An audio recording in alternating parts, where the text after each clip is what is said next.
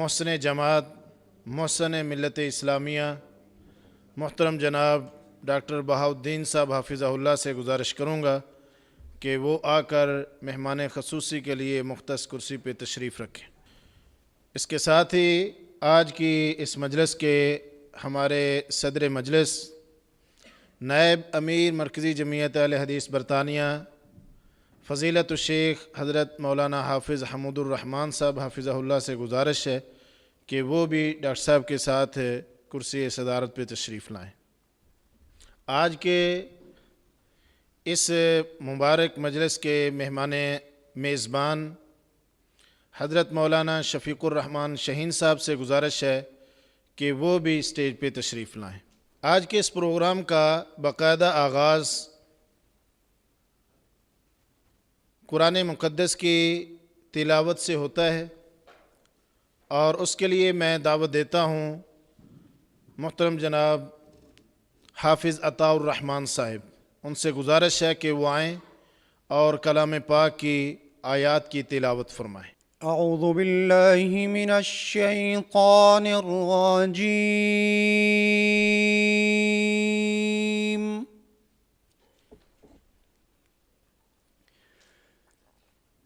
बिस्मिल्लाहिर रहमानिर रहीम।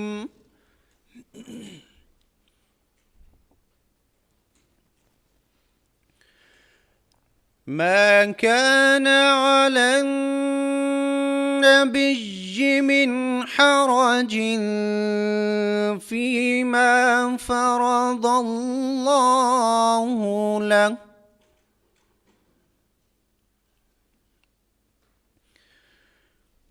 سنة الله في الذين خلوا من قبل وكان أمر الله قدرا مقدورا. الذين يبلغون رسالات الله ويخشونه ولا يخشون أحدا إلا الله وكفى بالله حسيبا. ما كان محمد أبا أحد من رجالكم ولكن رسول الله وخاتم النبيين وكان الله بكل شيء عليما. يا أيها الذين آمنوا اذكروا الله ذكرا كثيرا وسبحوه بكرة وأصيلا. هو الذي يصلي عليكم وملائكته ليخرجكم من الظلمات إلى النور وكان بالمؤمنين رحيما تحيتهم يوم يلقونه سلام وأعد لهم أجرا كريما صدق الله العظيم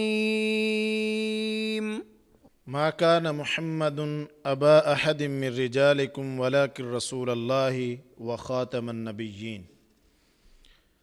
ختم نبوت کی عقیدہ ختم نبوت کی حفاظت، اس کی خدمت، یہ شروع اسلام سے مسلمانوں کی ترجیحات میں سب سے مقدم رہی ہے۔ آج کا یہ پروگرام بھی اسی حوالے سے منعقد کیا گیا ہے کہ دور حاضر میں سب سے زیادہ پاکستان، ہندوستان یا بر صغیر آپ جسے کہتے ہیں، وہاں کے بسنے والے مسلمانوں کے لیے اس عقیدے کی اہمیت اس سے بھی زیادہ بڑھ جاتی ہے کہ وہاں پر دور حاضر کا ایک بہت بڑا فتنہ قادیانیت کی صورت میں تھا، جس کا بانی مرزا غلام احمد قادیانی تھا، اور اس کے سد باب کے لیے شروع دن سے جو مسلمانوں نے کاوشیں کیں، ان میں آج کے دور میں سر فہرست ہمارے معزز مہمان جناب محترم ڈاکٹر بہاؤالدین صاحب ہیں، جن کے اعزاز میں آج کا یہ پروگرام منعقد کیا گیا ہے۔ اب میں نظم کے لیے دعوت دیتا ہوں حضرت مولانا عبدالستار عاصم صاحب سے۔ میری گزارش ہے کہ وہ تشریف لائیں۔ ہم ختم نبوت پہ جی جان لٹا دیں گے، ہم ختم نبوت پہ جی جان لٹا دیں گے، ہم ختم نبوت پہ جی جان لٹا دیں گے، اٹھا جو کوئی فتنہ ہم راکھ بنا دیں گے، ہم ختم نبوت پہ جی جان لٹا دیں گے، اس ختم نبوت کا پہلا جو مجاہد ہے، اس ختم نبوت کا پہلا جو مجاہد ہے، پوچھا جو کسی نے ہم صدیق دکھا دیں گے، رضی اللہ تعالی۔ پوچھا جو کسی نے ہم صدیق دکھا دیں گے، ہم ختم نبوت پہ جی جان لٹا دیں گے،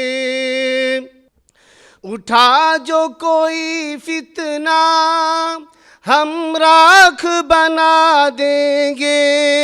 اور اہل حدیث ہم ختم نبوت کا عنوان سمجھتے ہیں، ہم ختم نبوت کا عنوان سمجھتے ہیں، نہیں یقین تو اے لوگو دور حاضر میں ڈاکٹر بہاؤالدین دکھا دیں گے، نہیں یقین تو اے لوگو دور حاضر میں ڈاکٹر بہاؤالدین دکھا دیں گے، ہم ختم نبوت کا عنوان سمجھتے ہیں، ہم ختم نبوت پہ جی جان لٹا دیں گے،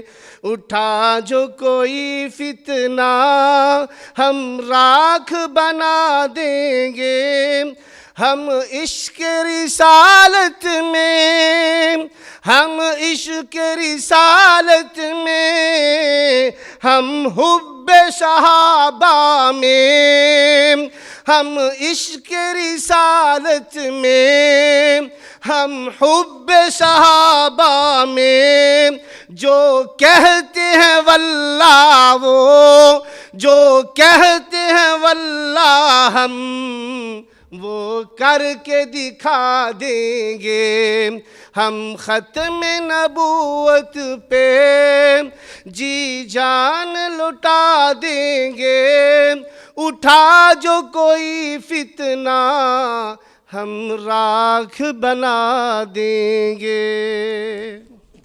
یقیناً وہ قومیں کامیاب رہتی ہیں جو اپنے محسنین کو یاد رکھتی ہیں، ان کے احسانات کا تذکرہ رکھتی ہیں۔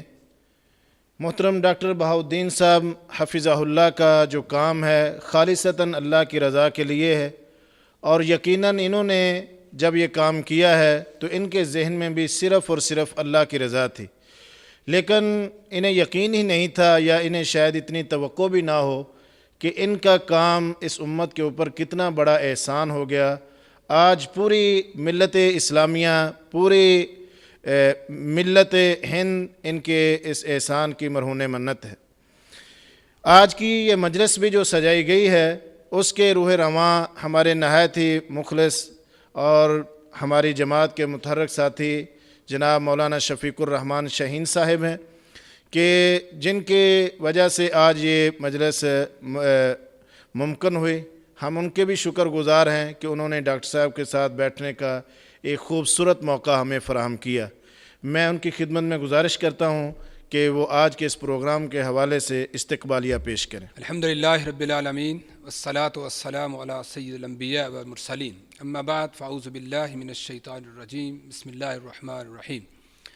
معزز مہمانان گرامی قدر، اسلام کی بنیاد وہ توحید و سنت، آخرت، اس کے علاوہ جس بنیادی عقیدہ کے اوپر ہے وہ ختم نبوت ہے، کہ اللہ سبحانہ وتعالی نے نبوت کے سلسلے کو رسول اکرم صلی اللہ علیہ وآلہ وسلم کے اوپر ختم کر دیا، اور یہی وہ عقیدہ تھا کہ صحابہ کرام رضوان اللہ علیہ اجمعین سے لے کے تابعین ہوں، ائمہ مجتہدین ہوں، اور آج تک ساری دنیا کے مسلمان اس بات کے اوپر جمع ہے کہ نبی اکرم صلی اللہ علیہ وسلم کے بعد کوئی اور دوسرا نبی یا رسول نہیں آ سکتا۔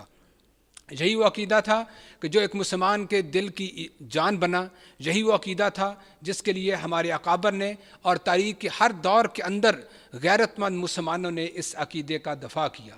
اور پاکستان یا ہندوستان یا پاک و ہند یا بر صغیر کی بات کریں تو بر صغیر کے اندر مرزا غلام محمد قادیانی کی صورت میں جو فتنہ وہاں پہ اٹھا، تو وہ کون لوگ تھے جنہوں نے سب سے پہلے مرزا کی تکفیر کا فتویٰ شائع کیا؟ وہ کون لوگ تھے جنہوں نے قادیان کے اندر جا کے مرزا کے سامنے اس کو چیلنج دیا؟ وہ کون لوگ تھے جنہوں نے تحریری طور پر، قلمی طور پر پورے ہندوستان کے اندر اس فتنے اور اس جو گمراہ کن عقیدہ کے حاملین تھے ان کی سازشوں کے پردے کو چار کیا؟ اور ایون کہ پاکستان بننے کے بعد بھی کون لوگ تھے جنہوں نے سب سے پہلے تحریری طور پر اس بات کو پیش کیا کہ قادیانیت وہ اقلیت ہیں اور ان کو غیر مسلم قرار دیا جائے؟ تو یقینی طور پر بہت سارے لوگ حوادثات زمانہ کا شکار ہو کے ہماری نظروں سے اوجھل ہو جاتے ہیں، لیکن آج کے ہمارے معزز مہمان محترم ڈاکٹر بہاؤالدین صاحب یہ السابقون الاولون کی اس فہرست کے اندر شامل ہیں جنہوں نے اپنے قلم کے ذریعے باوجود ضعیفی کے، باوجود کمزوری کے، باوجود کہ ایک غیر ملک کے اندر بیٹھ کے، غیر ملک سے مراد کہ ایک ایسی جگہ پہ بیٹھ کے جہاں پہ اتنے وسیع پیمانے کے اوپر تاریخ کو کھنگالنا اور لٹریچر کو جمع کرنا جان جوکھوں کا کام ہے، یہاں پہ بیٹھ کے انہوں نے پیچھے جو 250 سالہ تاریخ ہے نہ صرف اس کو جمع کیا بلکہ اس قدر ترتیب کے ساتھ، اس قدر مہارت، انتھک محنت کے ساتھ جمع کیا کہ بڑے سے بڑے ادارے، یونیورسٹیاں جو اور اسی طریقہ سے ایک ایسے جو پلاننگ میکر ہوتے ہیں جو کہ اس کام کو جمع کرنے کے لیے کوششیں کرتے ہیں، جو لوگ سینکڑوں یا بعض دفعہ ہزارہا لوگ جو کام نہیں کر سکے، وہ اکیلے ایک شخص نے اپنے حجرہ کے اندر نیوکاسل کے اندر بیٹھ کے انجام دیا کہ آج ان کی 75 یعنی 75 کے قریب تصانیف جو ہے وہ پرنٹ ہو کے اس وقت دنیا کے اندر آ چکی ہیں۔ 60 کے قریب ختم نبوت کی تحریک سے متعلقہ ان کا جو کام جو ہے وہ کتابی شکل کے اندر دنیا میں اس وقت آ چکا ہے۔ تو ہم سوچ سکتے ہیں کہ یہاں پہ کوئی 500 صفحے کا ایک مقالہ لکھے تو یونیورسٹیاں اس کو PhD کی ڈگری لکھ دیتی ہیں، اور یہاں پہ یہ شخص جس نے 50,000 صفحات لکھے ہیں، اور یہ آپ اندازہ لگائیں کہ یہ 75 جو کتابیں چھپی 50,000 صفحات کے اوپر مشتمل، اس کی ٹائپنگ بھی انہوں نے خود ہی کی ہے۔ تو یہ سمجھتا ہوں، ہم سمجھتے ہیں کہ یہ کام اللہ تعالیٰ نے ان سے لیا۔ اللہ تعالیٰ نے تاریخ کے ہر دور کے اندر ایسے لوگوں کو چنا جنہوں نے نبی اکرم صلی اللہ علیہ وسلم کی عظمت، آپ کی حقانیت کے دفاع کے لیے ایسے لوگوں کو منتخب کیا جنہوں نے اس کا حق ادا کر دیا۔ یقین طور پر ہم آج ڈاکٹر صاحب سے ملاقات کے لیے یہاں پہ جمع ہیں، اور میں باوجود کہ یہ چلنے پھرنے سے قاصر تھے، اور ان کی سامنے ہم نے گزارش کی، ریکویسٹ کی، اور ایک ان کی منت کی کہ آپ ہم چاہتے ہیں کہ آپ اولڈم تشریف لائیں تاکہ ہم اس علاقہ کے اندر ہمارے جو خاص ساتھی ہیں، علماء کرام ہیں، آپ سے ملاقات بھی کر سکیں، کیونکہ بہت سارے ہمارے ایسے ساتھی ہیں جنہوں نے آج تک آپ کو دیکھا بھی نہیں ہے۔ تو ہم چاہتے ہیں کہ آپ سے ملاقات بھی ہو سکے۔ ہم آپ کا شکریہ ادا کرتے ہیں دل کی گہرائیوں سے، دعا گو ہیں اللہ تعالیٰ آپ کو صحت کاملہ عطا فرمائے۔ اسی طریقہ سے ان کے رفیق خاص مولانا شیر خان احمد جمیل العمری، ان کا بھی شکریہ ادا کرتے ہیں کہ پورے پروجیکٹ کے اندر ہندوستان کے کسی دور دراز علاقے، کسی گاؤں سے بھی اگر کوئی کتاب کی ضرورت پڑی تو اس شخص نے وہاں پہ یہاں بیٹھ کے اس کتاب کو پہنچانے کا اہتمام کیا۔ تو یقین طور پر ایسے صاحبین، ایسے شیوخ جو ہمراہ ان کے ہوئے، وہ بھی اسی طریقے سے ہمارے شکریہ کے مستحق ہیں، ہماری دعاؤں کے مستحق ہیں۔ تو میں زیادہ وقت نہیں لینا چاہوں گا، تو آپ تمام بھائیوں کا بھی شکریہ جو جہاں پہ آپ تشریف لائے، اور ڈاکٹر صاحب کا شکریہ، مولانا جمیل احمد صاحب کا شکریہ، جزاکم اللہ خیرن۔ اور اس کے ساتھ ساتھ ہمارے جو میڈیا سے وابستہ احباب بھی آئے، جہاں پہ جمع ہوئے، آئے، تشریف لائے، ہم ان کا بھی شکریہ ادا کرتے ہیں، جزاکم اللہ خیرن۔ نبوت ختم ہے تجھ پر، رسالت ختم ہے تجھ پر، تیرا دین عرفہ والا، شریعت ختم ہے تجھ پر۔ جیسا کہ مولانا شفیق الرحمان شاہین صاحب حفظہ اللہ نے ہمیں بتایا کہ اس لمبے سفر میں اور اس منزل کو پا لینے میں جو ڈاکٹر صاحب نے مشکلات اور پریشانیوں کا بھی سامنا کرنا پڑا، چند ہی ایسے احباب ہیں جنہوں نے ڈاکٹر صاحب کے اس سفر میں ان کا ساتھ دیا، اور بطور خاص ہماری جماعت کے رہنما اور نائب ناظم اعلیٰ مرکزی جمعیت اہل حدیث برطانیہ محترم جناب مولانا شیر خان جمیل صاحب العمری حفظہ اللہ، ان کا کردار بھی قابل رشک ہے۔ وہ بھی آج یہاں ہمارے درمیان تشریف فرما ہیں۔ میں ان سے گزارش کرتا ہوں کہ وہ اس موقع پر اظہار خیال کے لیے تشریف لائیں۔ محترم جناب مولانا شیر خان جمیل احمد العمری حفظہ اللہ۔ السلام علیکم ورحمۃ اللہ وبرکاتہ۔ الحمد للہ رب العالمین، والصلاة والسلام علی خاتم النبیین وعلی آلہ وصحبہ اجمعین، اما بعد۔ مورخ اہل حدیث، محسن جماعت و ملت، عزت مآب ڈاکٹر محمد بہاؤالدین محمد سلیمان اظہر حفظہ اللہ، مولانا حافظ حمود الرحمن حفظہ اللہ، مولانا شفیق الرحمان شاہین میزبان تقریب، دیگر معزز علماء کرام اور حاضرین،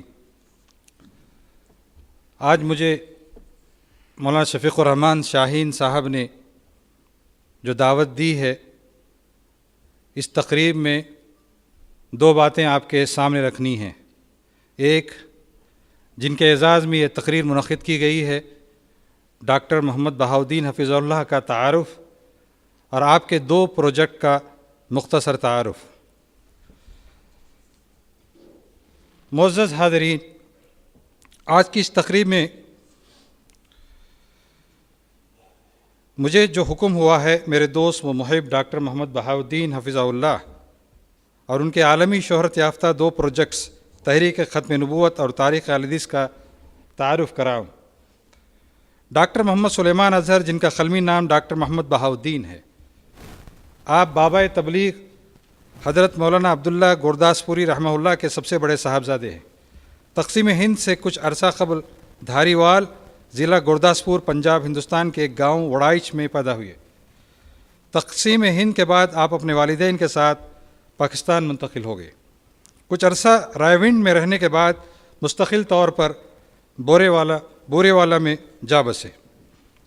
آپ نے ابتدائی دینی تعلیم بلوغ المرام اور مشکات شریف تک اپنے والد بزرگوار سے حاصل کی۔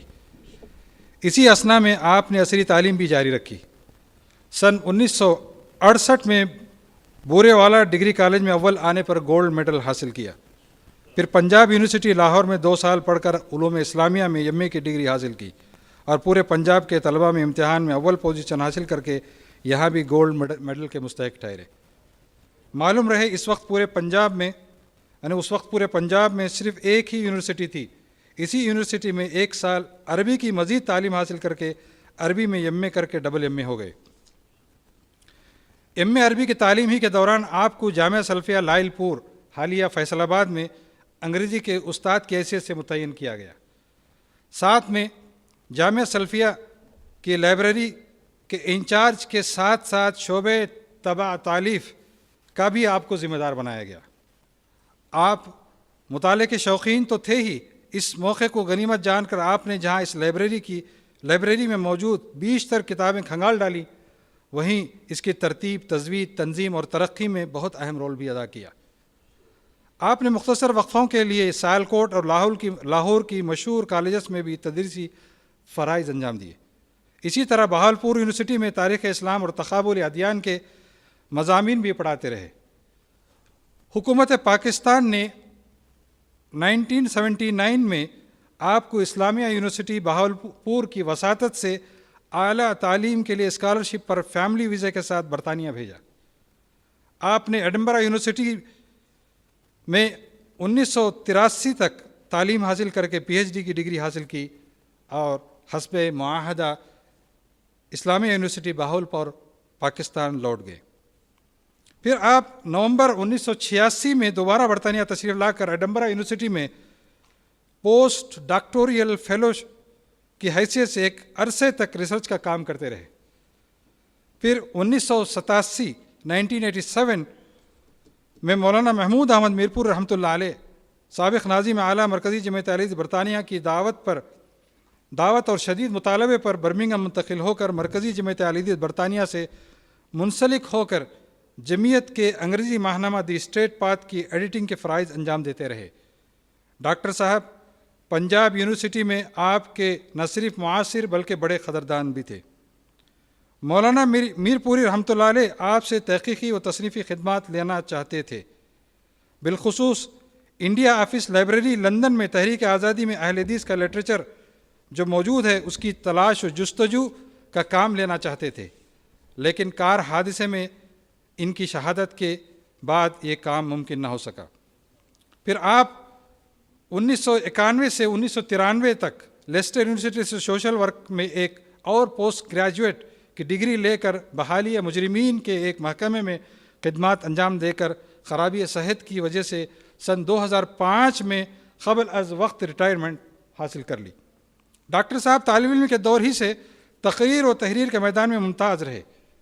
ہائی اسکول کی تعلیم کے دوران بھی بیسٹ اوریٹر رہے اور ایوارڈ حاصل کیا۔ ڈگری کالج کی تعلیم کے دوران کالج میگزین الفرید کے ایڈیٹر بھی رہے۔ عین عنفوان شباب ہی میں آپ کے مختصر و طویل بے شمار تحقیقی و معرکۃ الآراء مضامین مختلف جرائد و رسائل میں شائع ہو کر داد تحسین حاصل کرتے رہے۔ اس مختصر وقت میں چند اہم مقالات کا ذکر بھی باعث طوالت ہوگا، اس لیے اس کو میں چھوڑ دیتا۔ میں نے 30 سے زیادہ ڈاکٹر صاحب کے وہ مقالے جو آپ نے لکھے تھے، ابھی ڈاکٹر صاحب نے مجھے دوران اس سفر انہیں اچانک یاد آیا، ایک وہ مقالہ جو ابلیس پر آپ نے لکھا تھا آج سے 50 سال قبل، جس کو علامہ احسان الہی ظہیر رحمۃ اللہ علیہ نے اپنے مجلے میں اہل حدیث کے اندر انہوں نے شائع کیا تھا ابلیس کے متعلق۔ یہ بھی ڈاکٹر صاحب نے آج ہی بلکہ ابھی کچھ ساعتوں قبل مجھے بتلایا۔ ڈاکٹر صاحب کا پہلا پروجیکٹ تحریک ختم نبوت، آج سے تقریباً 2 دہائیوں قبل کی بات ہے۔ برطانیہ کے ایک اردو اخبار میں تحریک ختم نبوت کے حوالے سے ایک مکتب فکر کے حامل شخص نے ایک مضمون شائع کیا تھا، جس میں مضمون نگار نے علمی اور تاریخی خیانت کرتے ہوئے تاریخ بیانی کے بجائے تاریخ سازی کی کوشش کی تھی۔ اس پورے قصے کا خلاصہ یہ تھا کہ صاحب مضمون نے تحریک ختم نبوت کے کام کو نہ صرف ایک مکتب فکر کا کام ٹھہرایا تھا، بلکہ یہاں تک لکھ ڈالا تھا کہ یہ کام حاجی امداد اللہ مہاجر مکی کی الف سے شروع ہو کر مولانا یوسف بن نوری کی یا پر ختم ہوتا ہے، یعنی کہ کسی دوسرے مسلک کے حامل بزرگوں نے اس ضمن میں کوئی کام کیا ہی نہیں ہے۔ یہ سراسر غلط بیانی تھی، تاریخ نہیں بلکہ تاریخ سازی تھی۔ مورخ اہل حدیث ڈاکٹر محمد بہاؤالدین حفظہ اللہ اس مضمون کو پڑھ کر کیسے خاموش بیٹھ سکتے تھے، جنہوں نے اپنی جوانی اسلامی تاریخ کو پڑھنے میں لگا دی تھی۔ جیسا کہ میں پہلے بتا چکا ہوں کہ اپنی جوانی ہی میں تاریخ اہل حدیث و تاریخ ختم نبوت پر بہت کچھ لکھ کر جماعتی و غیر جماعتی اہل علم کو حیران کر دیا تھا۔ بہرحال تاریخ سازی کا یہ مضمون ڈاکٹر صاحب نے کیا پڑھ لیا تھا کہ آپ کی ایمان اور مسلکی غیرت آپ کو جھنجھوڑ رہی تھی کہ اس غلط بیانی کی تصحیح ہو اور تاریخی ریکارڈ کو درست کیا جائے۔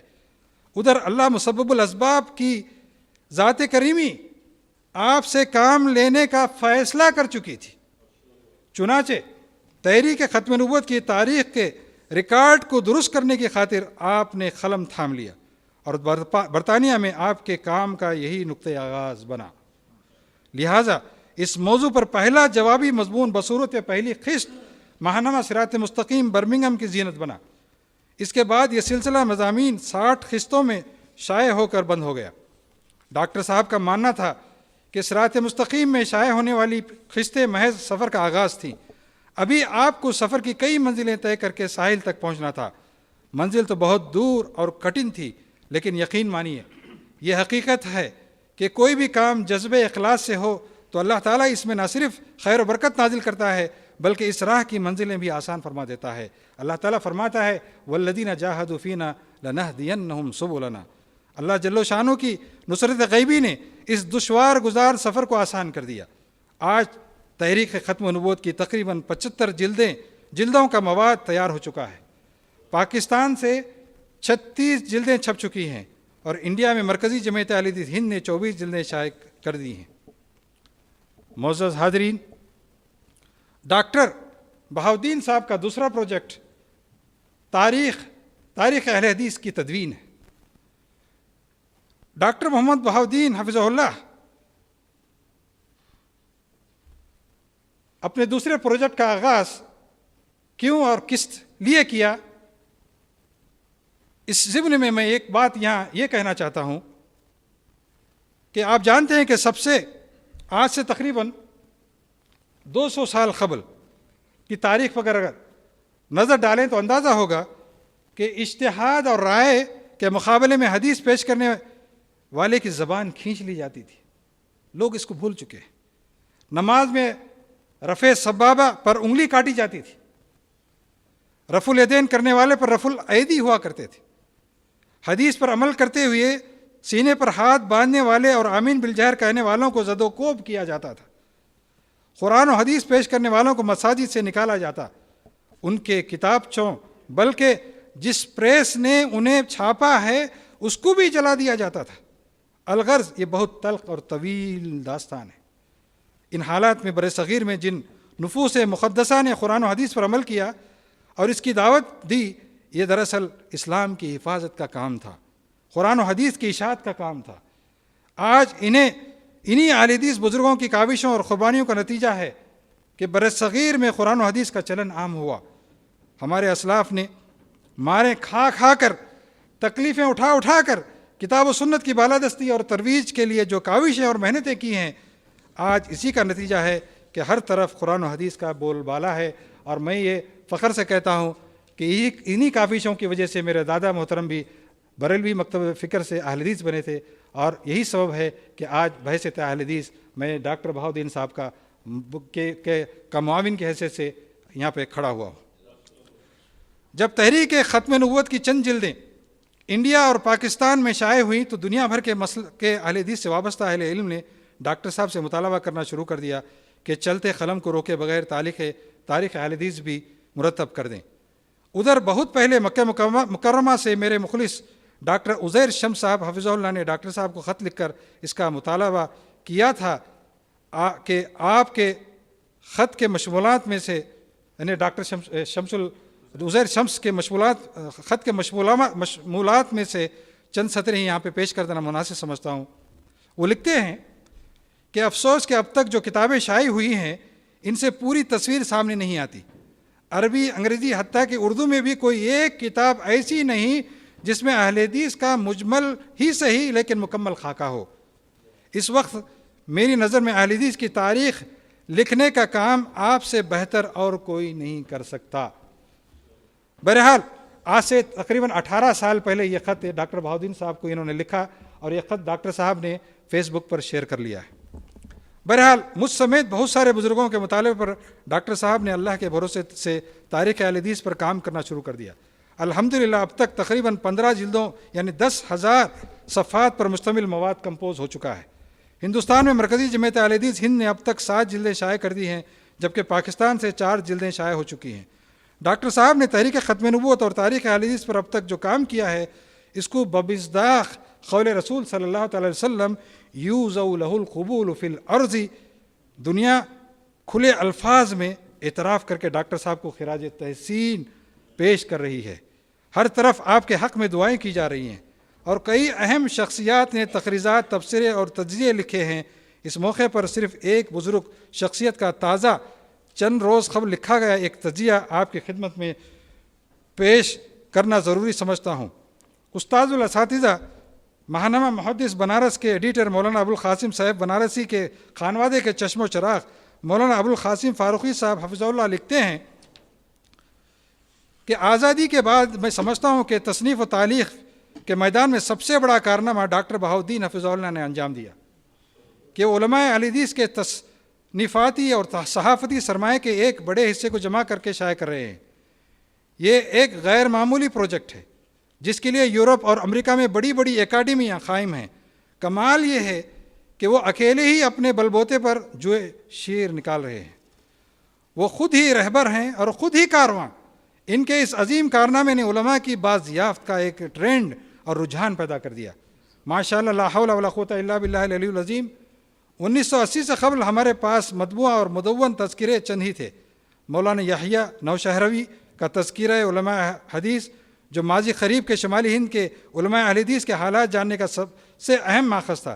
تذکرے اور بھی تھے لیکن ان تک رسائی محققین ہی کے بس کی بات تھی۔ حضرت میاں صاحب دہلوی تک کے متعلق معلومات بہت ادھوری تھی۔ لوگ صرف انہی علماء کے متعلق جانتے تھے جنہوں نے حدیث کی شروح لکھی، وہ لوگ جنہوں نے ہزاروں بستیوں میں کتاب و سنت کو روشناس کرایا، جو مخلص داعی اور رجال دین تھے، جن لوگوں نے سینکڑوں صفحات سیاہ کیے، اخبارات نکالے، مخالفین کی لاٹھیاں کھائیں۔ وہ کون لوگ تھے؟ انہوں نے کیا کارنامے انجام دیے؟ سب گوشے خمول میں چلا گیا۔ اس معاملے میں دوسرے لوگ اس قدر حساس ہیں کہ اگر کسی کے لکھے ہوئے 2-4 صفحات مل گئے تو اسے مصنف بنا دیا، اگر کسی نے 2-4 کتابیں لکھ دی تو اسے تاریخ ساز شخصیت بنا دیا۔ ایک ہماری جماعت کا حال ہے جو 100 کتابوں کے مصنف ہیں، ان کا حال معلوم نہیں ہے۔ 2-4 کتابوں کا لکھنے والا تو گمنام ٹھہرا۔ اللہ ڈاکٹر بہاؤالدین صاحب کو سلامت رکھے۔ ایک جنون ہے، ایک سودا ہے، جماعت سے والیانہ لگاؤ ہے، فضل خداوندی ہے کہ ایک طرف تاریخ اہل حدیث کی جلدوں میں علماء مصنفین کا تعارف کرا رہے ہیں، بوسیدہ کرم خوردہ نایاب کامیاب لیکن معلومات سے بھرپور قدیم کتابوں کو جن کا ہم نے نام بھی نہیں سنا اپنی تاریخ کی زینت بنا کر طباعت کے مراحل سے گزار کر شائقین تک پہنچا رہے ہیں۔ دوسری طرف وہ تحریک ختم نبوت جس کی قیادت و سیادت ہمیشہ اہل حدیثوں کے ہاتھ میں رہی، افسوس کہ ہم اس بات کو فراموش کر چکے تھے۔ آپ اس موضوع پر سارے سرمائے اور لٹریچر کو منظر عام پر لا رہے ہیں۔ بر صغیر میں چند علماء ہی نے ان کی اس مہم میں دلچسپی دکھائی لیکن وہ کام کرتے رہے۔ آج تحریک ختم نبوت کی 36 جلدیں پاکستان میں اور 24 جلدیں ہندوستان میں اشاعت کی منزلیں طے کر چکی ہیں۔ لوگ حیران ہیں کہ اہل حدیثوں کے لٹریچر کا اتنا بڑا خزانہ کہاں مدفون تھا، کتنا بڑا عالمیہ ہے۔ وہ محمد حسین بٹالوی جس نے قادیانیت کی شہرک کاٹ دی، اس کے روح نکال دی۔ آج علماء اہل حدیث ان کی خدمات کو نہیں جانتے۔ وہ اشاعت السنہ جس کی آتش ریز تحریروں سے باطل کے ایوانوں میں لرزہ طاری ہو جاتا تھا، اس کے نام سے لوگ ناواقف ہیں۔ علمی حلقوں نے انہیں اتنی جلدی بھلا دیا۔ زندہ قومیں، یاد رکھیے، زندہ قومیں ہمیشہ اپنے اسلاف کے کارناموں کو زندہ رکھتی ہیں۔ یہی کارنامے آنے والی نسلوں کے لیے مشعل راہ بنتے ہیں۔ ایک ہم ہیں، اس مشعل ہی کو بجھانے پر تلے ہیں۔ غور فرمائیے، وہ نفوس مقدس، نفوس قدسیہ جن کی وجہ سے آج ہم کو توحید اور منہج سلف کی بیش قیمت دولت ملی ہے، ہمیں نہ ان کی خبر ہے، نہ ان کی دعوتی خدمات کا کچھ پتہ ہے۔ یہ ڈاکٹر صاحب کی ہستی ہے جو اپنی جوانی کے دنوں سے علماء کی بازیافت میں مشغول ہیں۔ ان کی اس تحریک کی وجہ سے نوجوان علماء کو بھی جوش آیا، تذکرے لکھے جانے لگے، قدیم کتابوں کی تلاش جاری ہو گئی۔ شہنہ ہند، اشاعت السنہ، الضیاء، آثار السنہ، نصرت السنہ، اخبار اہل حدیث کی فائلیں تلاش کی جانے لگی۔ آج تاریخ و تحقیق سے دلچسپی رکھنے والے سینکڑوں لوگ ڈاکٹر صاحب کے جمع کیے ہوئے اس عظیم سرمایہ سے فیض یاب ہو رہے ہیں۔ ڈاکٹر صاحب کی کتاب سے پہلے رسالہ نجاتیہ کی شکل بھی نہیں دیکھی تھی، مساجد کے مقدمات کی فائلیں مثل نظر سے نہیں گزری تھیں، اشاعت السنہ کی اہمیت نہیں جانی جاتی تھی۔ کتنے ایسے علماء ہیں جن کا نام اور شہرت تو ہم نے سنی ہے، لیکن ترویج دین میں ان کا کیا حصہ ہے اس سے ہم قطعاً واقف نہیں ہیں۔ صرف چند ناموں کا ذکر ہی کافی ہے۔ نواب صدیق حسن خان تو معروف آدمی تھے، لیکن ان کے رفقا کتنی عظیم شخصیات کے مالک تھے ہمیں اس کی خبر نہیں۔ مولانا محمد بشیر سہسوانی، جنہوں نے مرزا غلام احمد قادیانی کو دلی میں دھول چٹایا، قاضی بشیر احمد قنوجی، مولانا سلامت علی جیراج پوری، ذوالفقار علی خان، قاضی محمد مچلی شہری، مولانا عبید اللہ پائلی، مولانا محی الدین لاہوری، مولانا عبد المجید دہلوی، مولانا عبداللہ جھاؤ، مولانا عبدالحق محدث بنارسی، مولانا الہی بخش کڑاکری، مولا بخش کڑاکری، مولانا تلطف حسین، جامعہ احمد اللہ، جنہوں نے دین حق کے لیے اپنی دولت لٹا دی، سینکڑوں مساجد کے مقدمات لڑے، پریوی کونسل تک پہنچ گئے، کسی سے ایک پیسہ نہ لیا۔ اس طرح کے سینکڑوں نامعلوم اہل حدیث خانوادے تھے جو کتاب و سنت کی روشنی پھیلا کر گمنامی کے اندھیروں میں کھو گئے۔ ان حضرات کی تلاش و جستجو کسی ایک آدمی کی بس کی بات نہیں تھی، لیکن ڈاکٹر بہاؤالدین صاحب نے یہ محیر العقول کارنامہ کر دکھایا۔ ان کے لیے بس دل سے یہی دعا نکلتی ہے، تم سلامت رہو 1000 برس، تم سلامت رہو 1000 برس، ہر برس کے دن ہو 50,000۔ میں آخری میں صرف ایک بات یہ عرض کرنا چاہتا ہوں کہ ہماری خواہش تھی کہ ڈاکٹر صاحب کا جو یہ اردو میں خزانہ ہے اس کو عرب دنیا میں بھی متعارف کرایا جائے۔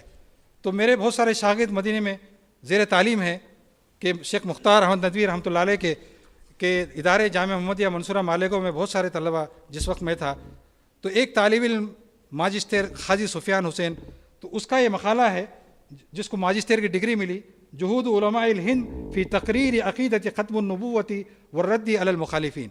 اس کے اندر ڈاکٹر صاحب کا ایک مستقل باب ہے، اور اس باب کا عنوان اس طالب علم نے یہ بنایا، موسوعۃ حرکتی ختم النبوۃ للشیخ الدکتور بہاؤالدین غورداس بوری۔ تو الحمدللہ اب ڈاکٹر صاحب کا کام مدینہ منورہ کے عرب مشائخ بھی ان سے متعارف ہونے لگے ہیں، اور بہت سارے طلباء کی خواہش ہے کہ پی ایچ ڈی کا بھی مقالہ ڈاکٹر صاحب کی ذات اور ان کے کام پر کیا جائے۔ اور آپ کو میں یہ بھی خوشخبری سنا دوں کہ ہندوستان میں ایک طالب علم فضیلت کا مقالہ ڈاکٹر صاحب کی شخصیت پر لکھ رہا ہے جس کو فضیلت کی ڈگری ملے گی۔ میں آخر میں میرے دوست اس تقریب کے میزبان مولانا شفیق الرحمان شاہین صاحب کا تہ دل سے شکریہ ادا کرتا ہوں کہ آج کی اس تقریب میں آپ نے مجھے مدعو کیا اور آپ نے مجھے موقع دیا۔ فجزاکم اللہ خیراً احسن الجزا۔ یہ تھے ہماری جماعت کے نائب ناظم اعلیٰ محترم جناب مولانا شیر خان جمیل احمد العمری۔ بڑی باتیں ہیں کہنے کو، سننے کو، اور یہ ہماری خوش نصیبی ہے۔ تو میں بلا تاخیر آپ دعوت خطاب دیتا ہوں آج کی اس مجلس کے ہمارے مہمان خاص محترم جناب ڈاکٹر محمد بہاؤالدین صاحب حفظہ اللہ سے۔ ان سے گزارش ہے کہ وہ اس موقع پر آ کے اظہار خیال فرمائیں کہ کیسے یہ ممکن ہوا، کیسی کیسی صعوبتیں اور پریشانیوں کا انہیں اس طویل اور کٹھن سفر میں سامنا رہا، اور انشاءاللہ ڈاکٹر صاحب اگرچہ دنیا کے اندر کسی بھی انسان کو ان کی خدمات کا صحیح معاوضہ یا صحیح حق کبھی بھی نہیں ملا، لیکن آپ نے یہ کام اپنے اللہ کو خوش کرنے کے لیے کیا ہے، عقیدہ ختم نبوت کی چوکٹ کی حفاظت کے لیے کیا ہے، تو اس کا صحیح اور بہترین اجر وہی ذات دے گی جو یحب المحسنین ہے، جو لا یضیع اجر المحسنین ہے، جو کسی بھی نیکی کرنے والے کے اجر کو ضائع نہیں کرتی، یعنی اللہ تبارک و تعالی ہی آپ کو اس کا بہترین اجر دے گا۔ میں اب دعوت دیتا ہوں محترم جناب ڈاکٹر محمد بہاؤالدین صاحب۔ بسم اللہ الرحمن الرحیم۔ اللہم صلی وسلم علی حبیبک المکرم رب اشرح لی صدری ویسر لی امری واحلل عقدۃ من لسانی یفقہوا قولی۔ 19ویں صدی کے اواخر میں بر صغیر ہندوستان میں 1891 میں تحفظ ختم نبوت کی تحریک اس وقت شروع ہوئی جب مرزا غلام احمد نے مسیح مسیح اور مسیح موعود وغیرہ ہونے کا دعویٰ کیا۔ بعد میں جب اس تحریک کی رودات لکھی جانے لگی تو لکھ دیا گیا کہ تحریک ختم نبوت حاجی امداد اللہ مہاجر مکی کی الف سے شروع ہوئی اور سید محمد یوسف بنوری کی یہ پر ختم ہوئی۔ مثلا ایک بڑے محترم فاضل نے لکھ دیا کہ علماء حق نے مسلمانوں کو اس فتنے سے خبردار کیا۔ سرخیل اکابر دیوبند حاجی امداد اللہ مہاجر مکی نے اپنے خلفاء مولانا اشرف علی تھانوی اور پیر مہر علی شاہ گولڑوی کو اس طرف متوجہ فرمایا۔ پیر صاحب حجاز ہجرت کے ارادے سے آئے تھے۔ حضرت حاجی صاحب کی نظر بھانپ رہی تھی کہ حضرت گولڑوی کو مرزا غلام احمد کے مقابلہ میں کام کرنا ہے۔ آپ نے پیر صاحب کو واپس ہندوستان جانے کا امر فرمایا۔ ہند کے شاگرد علامہ انور شاہ کشمیری، علامہ شبیر احمد عثمانی، مناظر اسلام مرتضیٰ حسن چاندپوری، مولانا ثناء اللہ مرسری میدان میں نکلے اور ناقابل فراموش خدمات انجام دیں۔ شاہ صاحب مرحوم نے اس سلسلے میں عربی اور فارسی کتابیں لکھ کر دوسرے ممالک کو بھی اس فتنے سے دو چار خبردار کیا۔ سید بدر عالم میرٹھی، مولانا محمد شفیع، مولانا مناظر حسن گیلانی، مولانا ادریس کاندھلوی، مولانا قاری طیب، مولانا محمد یوسف بنوری نے پوری قوت سے فتنہ انکار نبوت کا مقابلہ کیا۔ شیخ الہند کے شاگردوں میں مولانا ثناء اللہ مرسری مسائل فقہیہ میں شیخ کے مسلک پر نہ تھے، لیکن ختم نبوت کے لیے آپ جان چھڑکتے تھے۔ حضرت شیخ الہند نے مولانا امرسری کے ذریعے اہل حدیث کے پورے حلقے میں مرزائیت کے خلاف بیداری پیدا کر دی، اور مولانا امرسری نے مولانا محمد ابراہیم میر سیالکوٹی، مولانا داؤد غزنوی کو بھی اس پلیٹ فارم پر کھڑا کیا، اور تحفظ ختم نبوت کا جو کام حاجی امداد اللہ اور علامہ انور شاہ کشمیری کی الف سے شروع ہوا، مولانا بنوری کی یہ پر پایا تکمیل کو پہنچ گیا۔ یہ اقتباس ہے ایک بڑے بزرگ کا۔ یہ ایک بڑے فاضل کی تحریر ہے، لیکن حقائق سے کوسوں دور۔ مولانا یوسف بنوری کی یہ پر تحریک کے ختم ہونے کی بات تو بداہتاً غلط ہے، کیونکہ قادیانیت ابھی موجود ہے اور اس کے خلاف تحریک بھی موجود ہے، جبکہ مولانا بنوری کافی عرصہ قبل فوت ہو گئے تھے۔ تاہم آغاز کے متعلق چند باتیں بیان کر دینا میں مناسب سمجھتا ہوں۔ محترم فاضل کی تحریر میں بتایا گیا کہ حاجی امداد اللہ، پیر مہر علی علامہ انور شاہ تحریک کے بانیان ہیں اور دیگر اصحاب تحریک کے عرصہ حیات میں رد قادیانیت کا کام کرتے رہے ہیں۔ یہ بھی اس تحریر سے معلوم ہوتا ہے کہ اہل حدیث حضرات اس تحریک میں مولانا محمود حسن کے زیر ہدایت مولانا ثناء اللہ امرسری کے زیر اثر شامل ہوئے، یعنی بات پھر مولانا محمود حسن تک جاتی ہے، سب کچھ ان کی وجہ سے ہو رہا ہے۔ حقیقت یہ ہے کہ حاجی امداد اللہ 1857 کی جنگ کے بعد چھپتے چھپاتے حجاز تشریف لے گئے تھے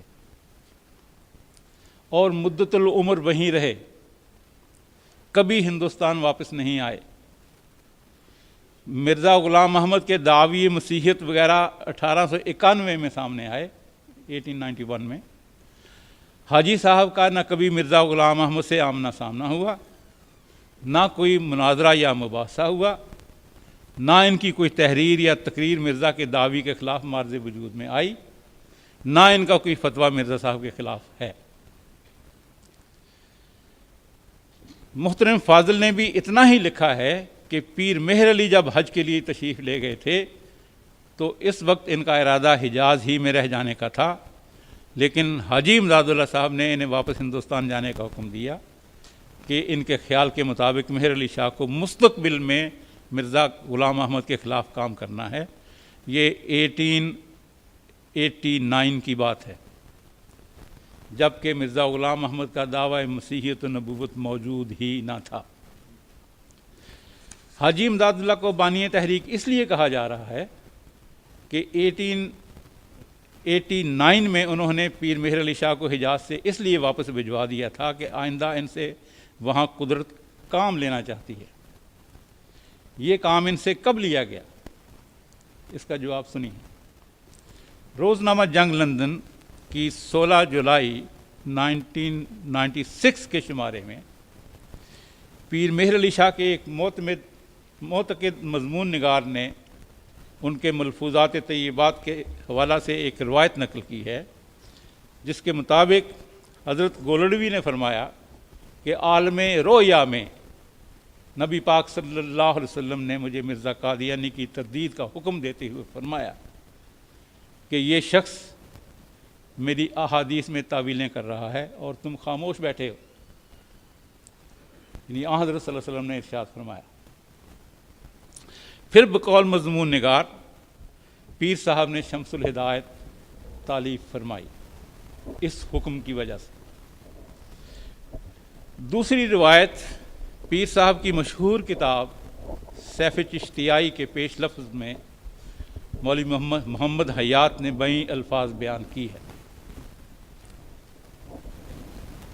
الفاظ یہ ہیں: علماء کی درخواست پر حضرت قبلہ عالم اس طرح متوجہ ہوئے پیر صاحب، اور باطنی ارشادات کی تعمیل میں 1317 ہجری یعنی 1899 اینڈ 1900 ماہ شعبان رمضان میں اوراد و اشغال روزمرہ سے کچھ وقت نکال کر ایک رسالہ بعنوان شمس الہدایت فی اثبات حیات المسیح منشی عبد الجبار کاتب اخبار 14ویں صدی راولپنڈی کو قلم بند کروایا، جو رمضان شریف میں ہی تباہ ہو کر سارے ہندوستان کے علماء مشائخ میں تقسیم کر دیا گیا، یعنی 1899۔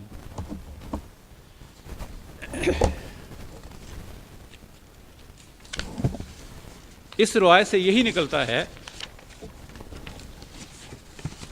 کہ مرزا صاحب نے جب 1891 میں اپنے دعوی شائع کیے تو ان کی تردید کی تحریک میں پیر صاحب شامل نہیں تھے۔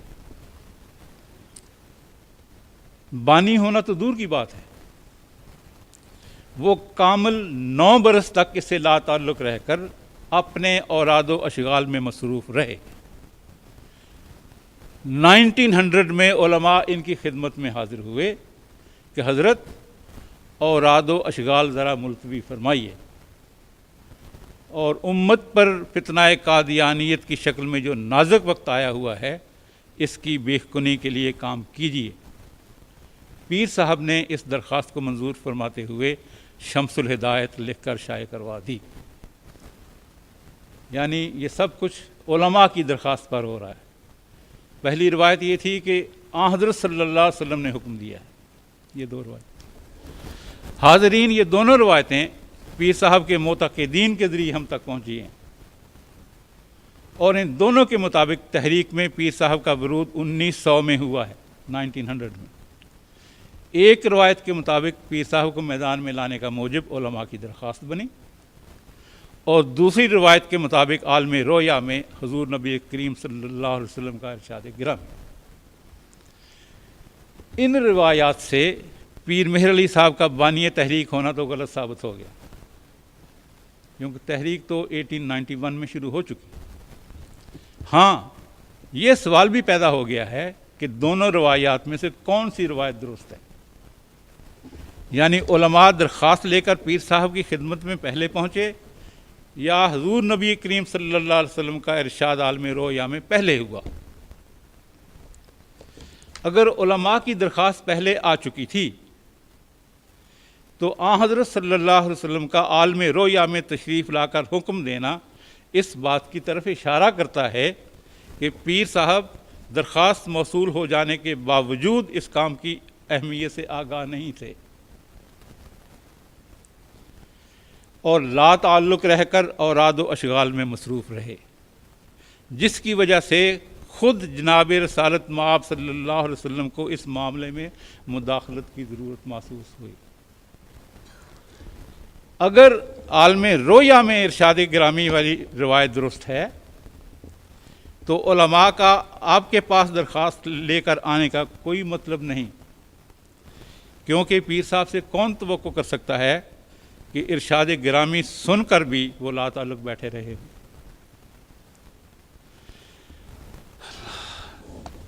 بانیوں میں مولانا اشرف علی تھانوی کا نام بھی لیا گیا ہے، جبکہ واقعہ یہ ہے کہ مرزا غلام احمد کی موت سے 11 ماہ قبل ذیقعد 1325 ہجری میں ان کا ایک فتویٰ سامنے آیا مولانا تھانوی کا، جس کے مطابق آپ کا کہنا تھا کہ جس شخص میں کفر کی کوئی قطعی وجہ ہوگی کافر کہا جائے گا. خاص مرزا کی نسبت مجھ کو پوری تحقیق نہیں کہ کوئی وجہ قطعی کفر کی ہے یا نہیں. یہ مرزا کی وفات سے 11 ماہ پہلے کی بات ہے. اب علامہ انور شاہ کو بھی اس تحریک کا شریک بانی کہا گیا ہے. ان کے تعلیمی سوانح یہ ہیں: سید انور شاہ کشمیری 15 سال کی عمر میں دیوبند میں طالب علم کی حیثیت سے داخل ہوئے. 4 سال بعد یعنی 1895 میں دورہ حدیث مکمل ہوا. اس کے بعد علمی بلوغ تک پہنچنے اور علامہ بننے اور دیوبند کے شیخ الحدیث کے منصب تک پہنچنے کے لیے کم از کم ایک اشرا بھی شمار کر لیا جائے تو معلوم ہوتا ہے کہ مرزا غلام احمد کی زندگی میں 1908 تک ان کی کوئی کتاب یا مقالہ رد قادیانیت پر سامنے نہیں آیا، نہ ان کا کوئی مناظرہ یا مباحثہ اس دوران مرزا قادیانی یا کسی اور قادیانی سے ہوا. جو کچھ ہوا ہوگا وہ اس دور سے متعلق ہے جب تحریک ختم نبوت اپنی بنیاد رکھی جانے کے دور سے کم از کم 2 اشرے آگے نکل چکی تھی. محترم فاضل نے اہل حدیث حضرات کے متعلق بتایا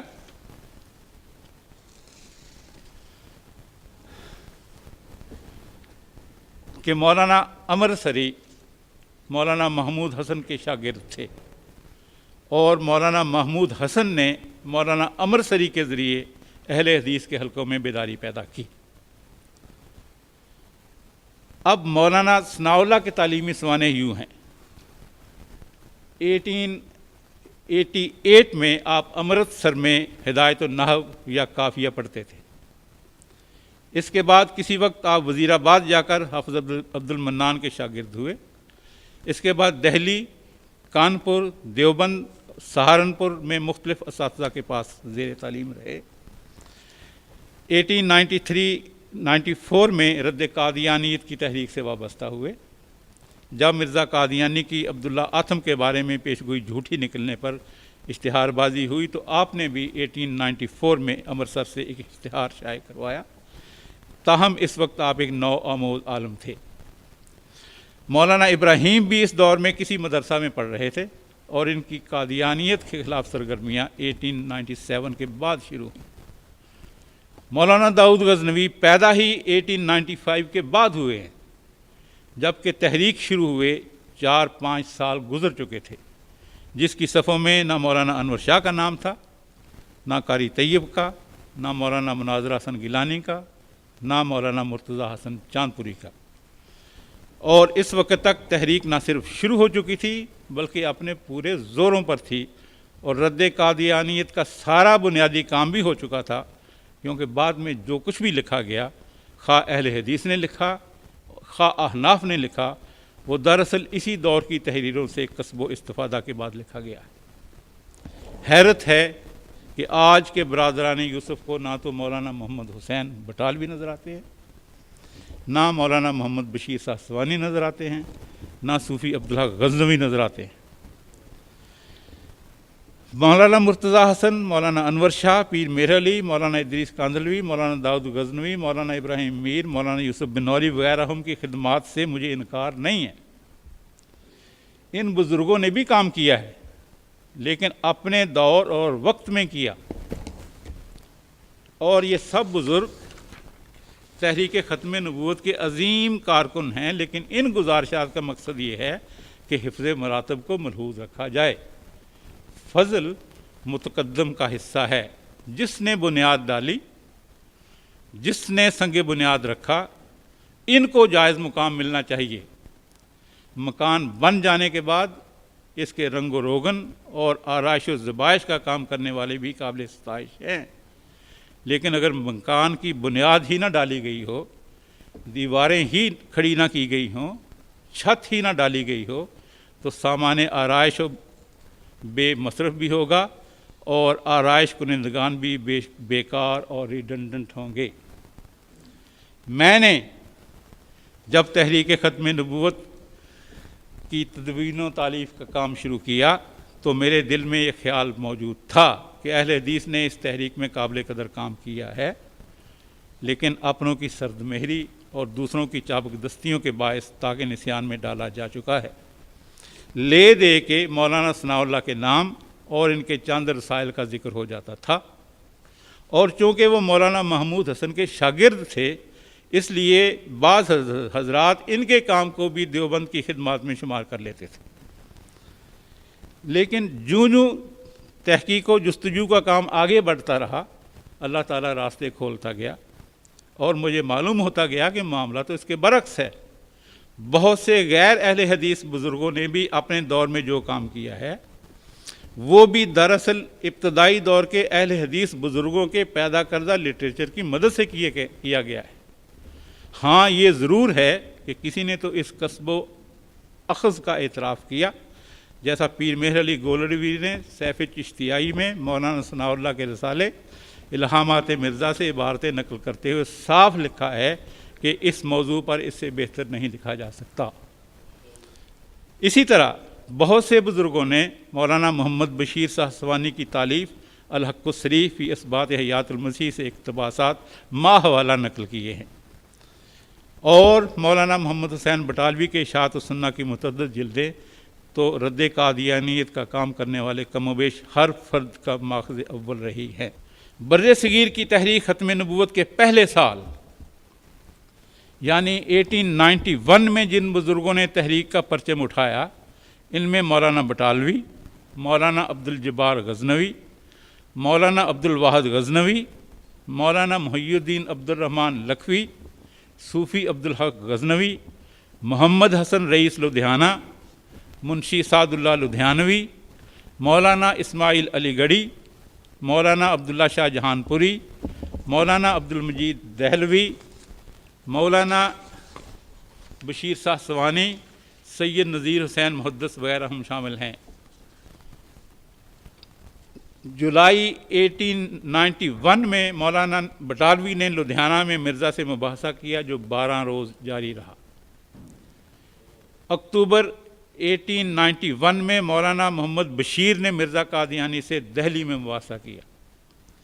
इसी साल मौलाना बटालवी ने कादियानी की तकफीर बाबत एक इस्तिफ्ता तैयार किया और सैयद नज़ीर हुसैन ने इसका जवाब लिखा जो बाद में दूसरे उलमा की तायदी मोहरों से मुज़य्यन हुआ। मौलाना इस्माइल अलीगढ़ी ने मिर्ज़ा की किताब फ़तह इस्लाम तौज़ीह मराम का जवाब 1891 में इलाउल हक़ सरीब तकज़ीब मसीहिल मसीह के नाम से लिखा। ये और भी हैं जो सब कुछ 1891 में हुआ। इसके बावजूद मैं कहता हूँ कि दूसरे लोगों ने भी काम किया है, लेकिन वो बाद में किया है। मसलन मौलवी गुलाम रसूल उर्फ रसूल बाबा ने 1311 हिजरी में इल्हामुस सही फ़ी इस्बात हयातुल मसीह के उन्वान से अरबी में किताब लिखी। मुझे मालूम है कि मौलाना गुलाम दस्तगीर कसूरी ने फ़तेह रहमानी के नाम से रद्द कादियानी पर किताब लिखी जो 1315 हिजरी की है। और भी बुज़ुर्ग हैं। मुझे मालूम है कि काजी फ़ज़ल अहमद लुधियानवी ने कलमा फ़ज़ल रहमानी लिखी जो 1314 हिजरी में है। मुझे मालूम है कि पीर मेहर अली शाह साहब ने 1891 में किताब लिखी, 1899 में किताब लिखी। इसी तरह हिंदुओं, ईसाइयों और बहाइयों ने भी इस मौजू पर बहुत काम किया है, जिसे मैंने अपने सिलसिला कुतुब में शामिल कर दिया है, जिसकी ज़ख़ामत अब 50,000 सफ़हात तक पहुँच चुकी है और ये 1891 से 1947 यानी 57 साल की रुदाद है जो ताहाल नामुकम्मल है। तफसीर, हदीस और दीगर उलूम दीनिया से मेरी वाक़फ़ियत एक मुब्तदी से भी कमतर है। शायद इसीलिए अल्लाह ताला ने मुझे मिंबर व महराब से वाबस्ता ज़िम्मेदारियाँ सौंपने की बजाय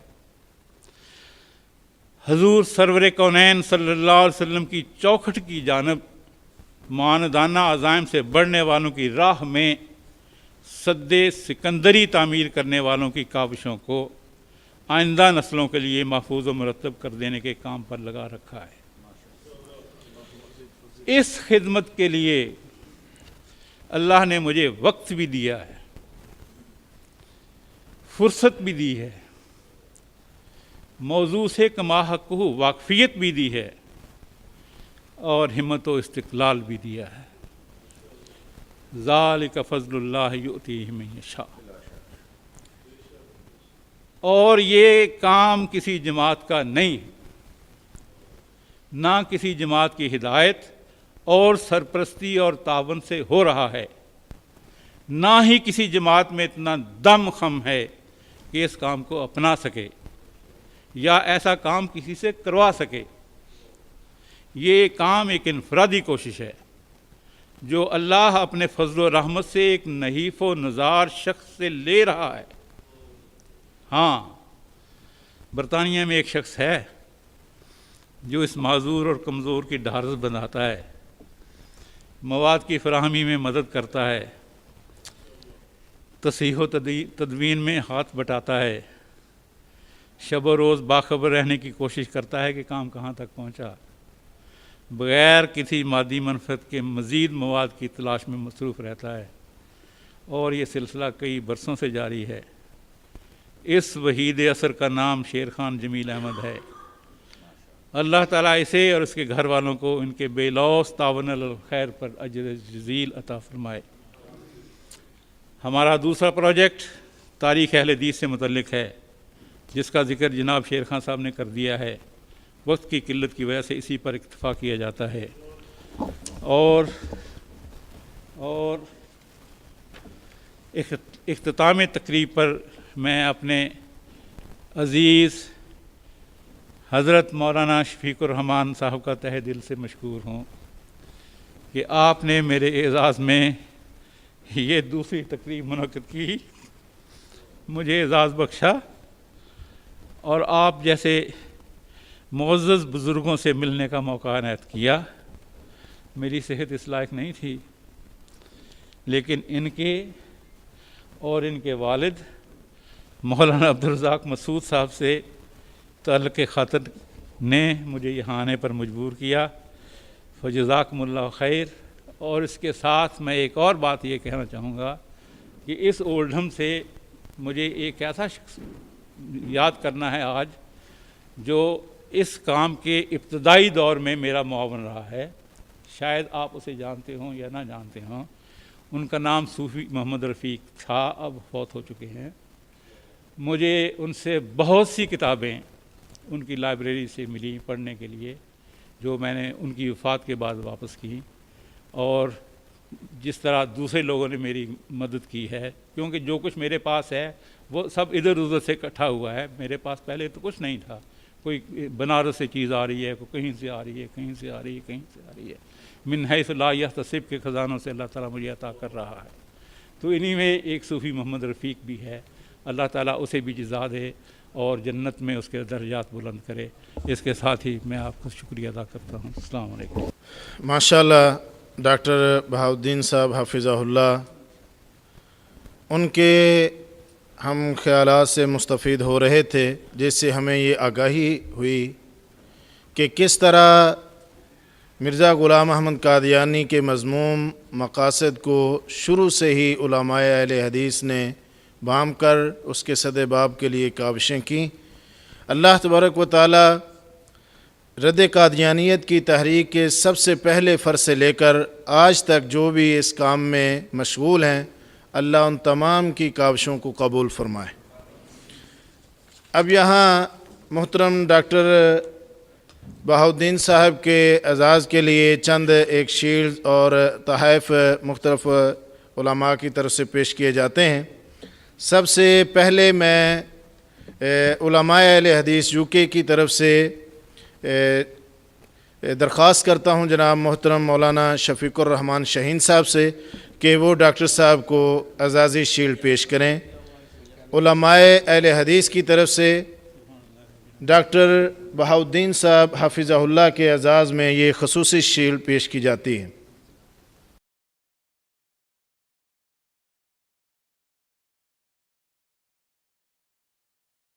نائب امیر مرکزی جمعیت اہل حدیث برطانیہ محترم حافظ حمود الرحمان صاحب بھی ڈاکٹر صاحب کی خدمت میں گفٹ پیش کرنا چاہتے ہیں۔ میں ان سے بھی درخواست کرتا ہوں کہ وہ ڈاکٹر صاحب کی خدمت میں اپنا خصوصی گفٹ پیش کریں۔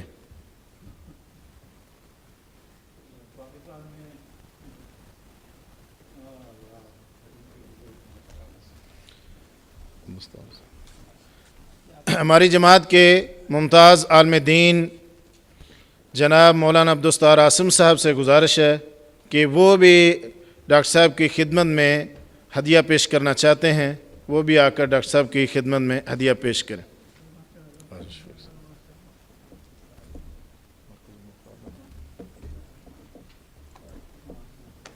مولانا شریف اللہ شاہد صاحب مرکز ام القرا جو نیا سینٹر ہے بریڈ فورڈ میں، اس کی طرف سے ڈاکٹر صاحب کی خدمت میں ایک سرٹیفکیٹ اور شیلڈ پیش کریں گے۔